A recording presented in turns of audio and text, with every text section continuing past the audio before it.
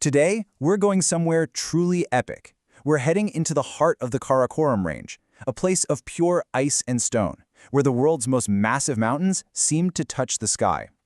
We're going to follow a team of trekkers on this incredible journey to the base of K2, the Savage Mountain, and then across the infamous Gondogoro Pass, to really understand what pulls people to face a challenge this immense. You know, that description just perfectly captures the feeling of this place. It's a landscape that feels almost mythical, right? It's this raw, wild beauty that's been calling out to adventurers for generations, really pushing them to find out what they're made of. So, that brings us to the big question behind this whole trek. Why? Why do people choose to do this?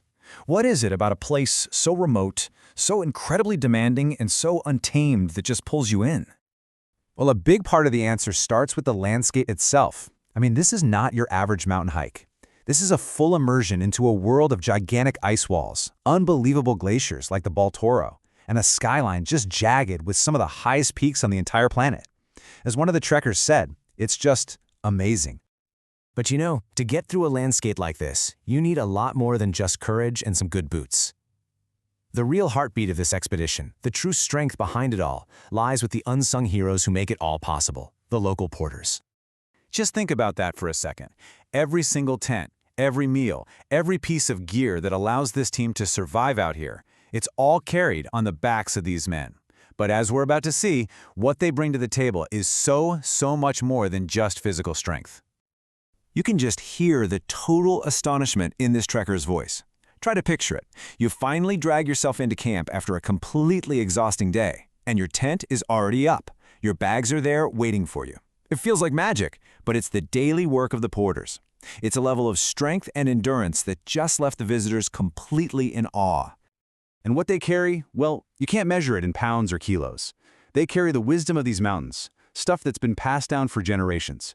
They carry a culture of unbelievable resilience, and really, in a lot of ways, they carry the success of the entire expedition right on their shoulders.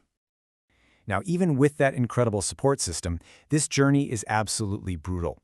The Karakoram doesn't care who you are. It tests everyone who comes here, pushing them right to their physical and mental breaking points. And here's the reality of trekking at this altitude.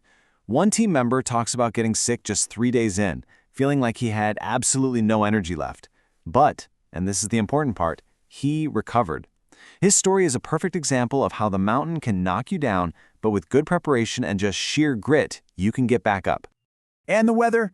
Talk about unpredictable. The trek started under a blazing 35 degrees Celsius sun, but then, way up at Concordia, that famous spot where glaciers meet, they woke up to find everything covered in 15 centimeters of fresh, totally unexpected snow. Being able to adapt out here isn't just a nice skill to have, it is literally a matter of survival. And this brings us right back to the heart of it. When things got really hard, when the challenge just felt too big, what got them through? It was each other. The encouragement from their teammates, and the nonstop help from the porters. It's such a powerful reminder that you can always go further with the support of the people around you. Okay, so this is where the whole journey comes to a head. After weeks of battling this extreme environment, the team came face to face with its biggest single obstacle, the high mountain pass of Gondogoro.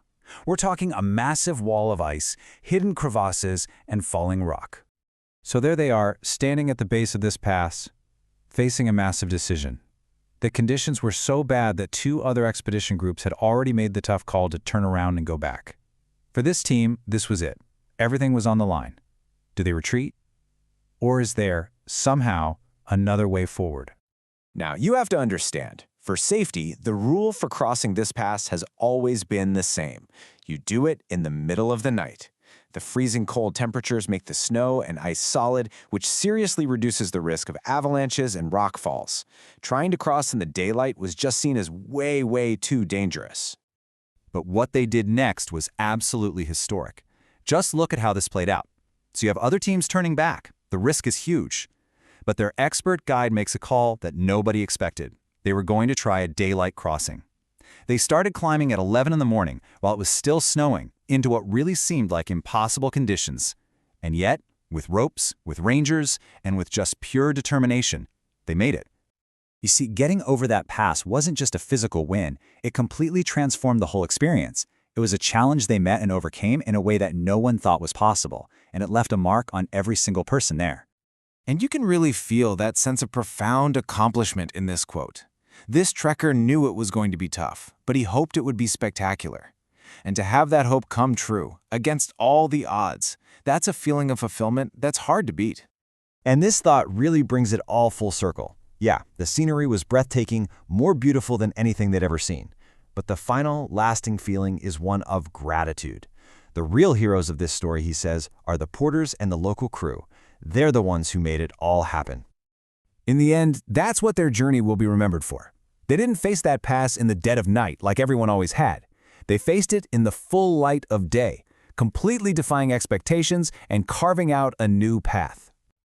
Their story is just a fantastic reminder of what's possible when you find the courage and the right support to face something that seems impossible. So it kind of makes you think, right? What mountains, literal or not, are out there waiting for you?